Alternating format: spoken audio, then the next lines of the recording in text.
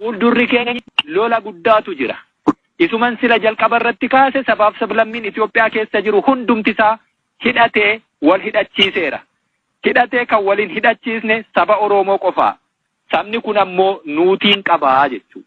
Sabni kun nuutiin qabaa hanga lakkoofsa saba kanaa geenye waan sabni kun nurraa eegu kennuufoo baay'ina miti dubbiin. Hojii sammuu hojjechuu. Koomaa girrisaa mannaa tokkicha risaa wayyaa jetti Oromoon.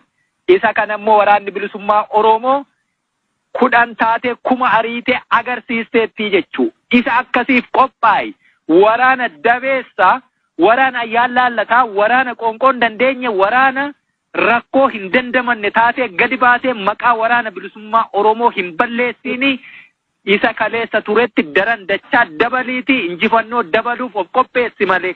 Kanaaf nama rifeensa dhahatee deemu, nama hidhannoon irraa bareedu argitaniituma waraanan ta'a isiniif fakkaatee akkasiin dhufta yoo ta'e sun baay'ee dogoggora guddaa jechuudha. Osuma baqattuuti jeefamta. Kanaaf iyyuu guutummaa guutuutti gootummaan of kenniinsaan loltuu bilisummaa ta'e. Loltuun bilisummaa ammoo samiitii gaditti dachee bal'oo kanarratti wanni isa daangessu hin jiru. Ka biqilee lafarra jiru magariisni kun hundi nyaata isaati. Daangaan isa daangessu hin jiru, dacheen diriirtee kun hundi ejjennaa miila isaati. Kanaafuu eessattuun daangeffamiin waa gochuu dandeessa.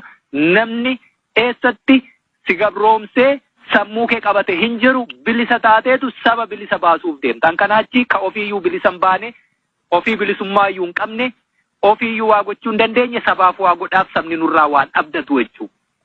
Akkaataa kanaan eebbifamtan har'a.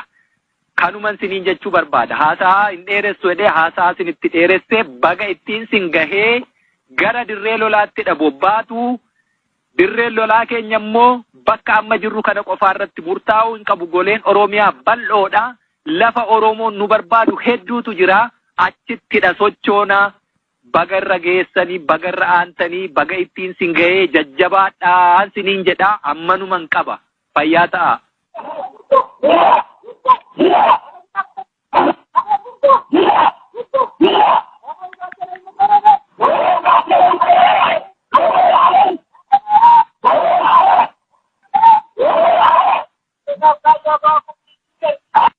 Eebbifamtoonni jaallan zoonii lixaa horroo guduruus dirqama keenya jaalalaan itti seenne fedhii fi onnee guutuun raawwachaa wareegama yookiin bilisummaa jechuun waadaa seenuun dhaadannoo fi dhiichisaan sagantaa eebba isaanii bareechanii oolaniiru.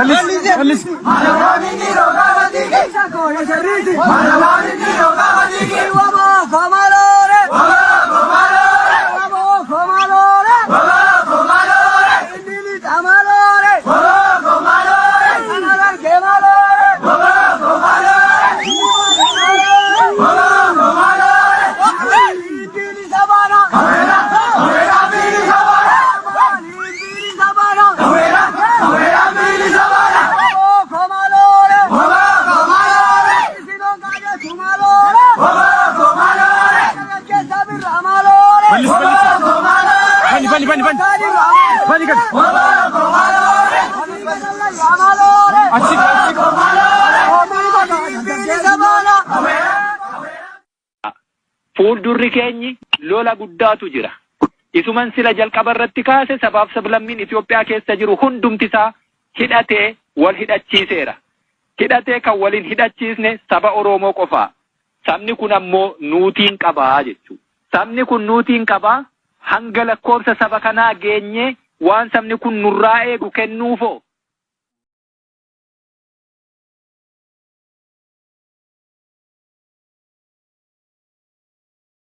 Ummanni hamaa keenya eessarraa maatii isaarraa qabeenya isaarraa osoo buqqa'u barachuu hin dandeenyu ummanni keenya nagaa qaama mootummaatiin dhumaa waan jiruuf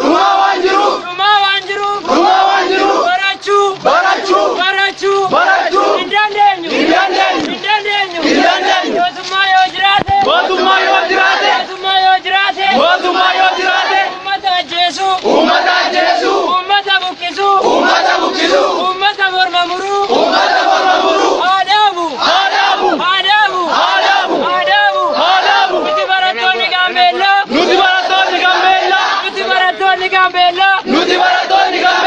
osoo ummanni keenya buqqa'u osoo ummanni keenya qalamu osoo ummanni keenya wareegamu osoo ummanni keenya buqqa'aa jiru gonkumaa